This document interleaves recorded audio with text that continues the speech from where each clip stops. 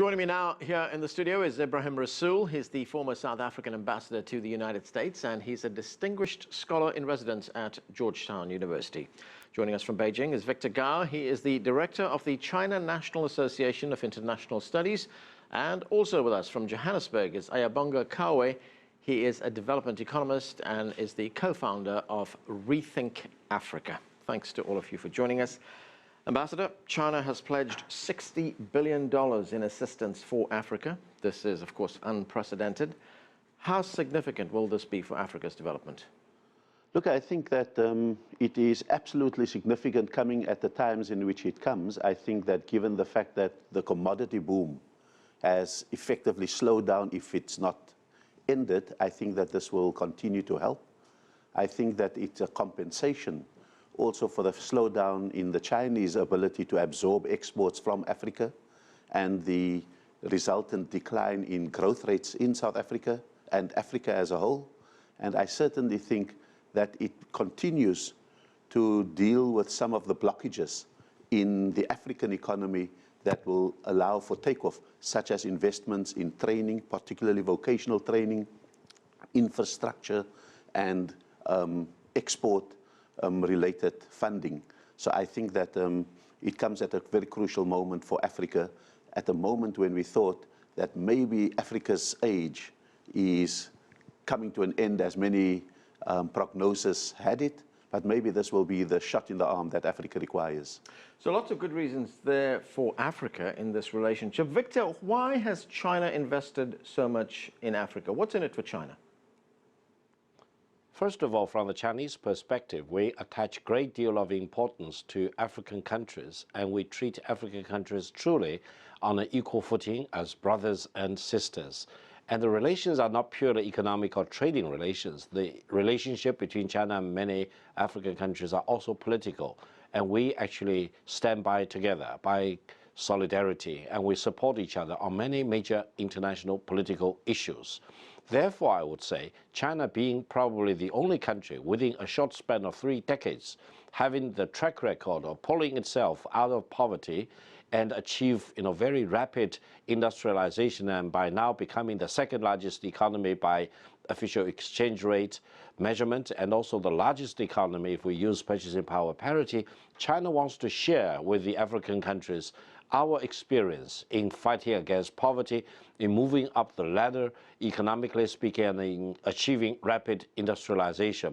Therefore, I think China has the track record, has the willingness, has the sincerity to share all these with the African countries. On the other hand, this is not a one-way traffic. China benefits greatly from working together on equal footing with the African countries because we share information and we create a win-win paradigm of development for African countries. Once the African countries achieve industrialization in one country after another, China will benefit greatly by fully engaging with the African countries.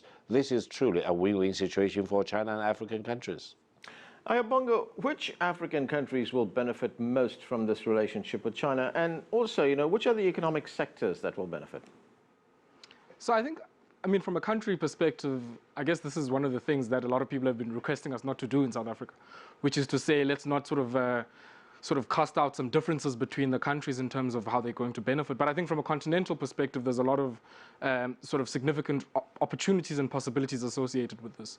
Just to maybe answer the question of the sectors and maybe sort of link that to some of the countries, I think clearly the manufacturing sector, you've heard some kinds of commitments coming out of FOCAC that Chinese support on the African continent will also include a lot of support towards the industrialization efforts of the continent. And I think we're already beginning to see some of that Chinese investment into our manufacturing sector in countries like Ethiopia and Lesotho. But I think if one thinks about some of the other sectors, infrastructure is definitely a major sector. Technology and electronics, definitely, especially in the digital age, and where the continent is also trying to capture a significant amount of the global share of digital jobs that are going to be associated with that. But I think in addition to that, there's also a lot of small-scale sort of business sectors that will stand to benefit from some of the injections of capital that will allow them to access finance. And that sort of applies across the board. So I think there's a significant amount of possibilities and opportunities that present themselves for many countries, and I would venture to say a significant amount of the sub-Saharan countries on the continent. But in addition to that, I think when we speak about the 60 billion rand that we're talking, $60 billion that we're talking about, a lot of that money is actually the winding down of some of the debt commitments that African countries had to China. And I think that is going to present a significant amount of opportunities for all of the countries who are indebted to the Beijing administration, and also provide them with some fiscal space in an environment which, to be honest with you, doesn't really present a lot of fiscal opportunities for some African countries. And Ambassador, when we look at access to capital, I mean, you made the point that growth rates are slowing down right now. Commodity prices are dropping as well. Take a country like South Africa, under enormous pressure right now. You've got ratings agencies that just downgraded South Africa. Is China going to be the savior here? Is South Africa going to have access to capital, say, from the Chinese Development Bank? I think that the two significant issues that have come up have been, for example, the BRIC banks, or what is called the New Development Bank, which I think will make some capital available for ongoing development in very kind of mellow economic times. And I think, secondly, if anything is to safeguard countries like South Africa and those within the BRICS ambit, it is also the currency reserve arrangement in which we are able to guard against the kind of Greece-type problems that may come, and that to stabilize African economies. So there may be a period of absolute consolidation. I'm not saying it's going to be easy. I think things are going to continue. The African continent as a whole have now seen declines or projected declines in economic growth.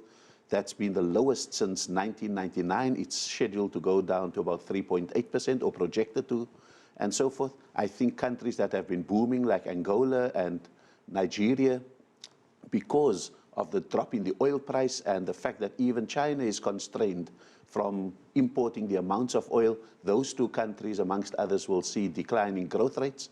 And so I think that the Chinese opportunity is, as Ayabonga also says, it is to give some fiscal space rather than growth space by writing off some debt. I think, secondly, it gives some consolidation space. This is an opportunity to sort out skills and infrastructure blockages. And I think it just allows us, with export credit facilities, to be able to continue putting even declining numbers of commodities onto the global market. And so I think it will, in the first instance, stop a complete implosion. I think in the second instance, it will allow for some consolidation, and maybe out of a holding pattern could be a resumption of some of the African energy that we have seen before. But certainly $60 billion is not to be scoffed at. I was ambassador when we had the US-Africa Leaders Summit, when President Obama invited the African leaders here, and the total amount that came out of that was $14 billion, half from the administration, half from private sector investments, some of which were ongoing already.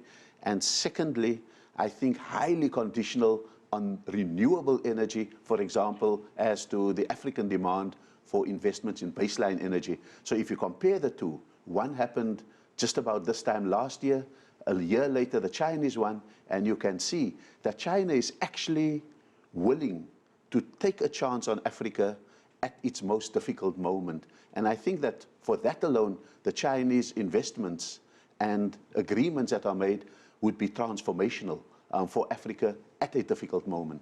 Right, Victor, is the Chinese aid pledge conditional in any way? I mean, is it asking African countries to spend it in certain sectors, to do certain things with the money?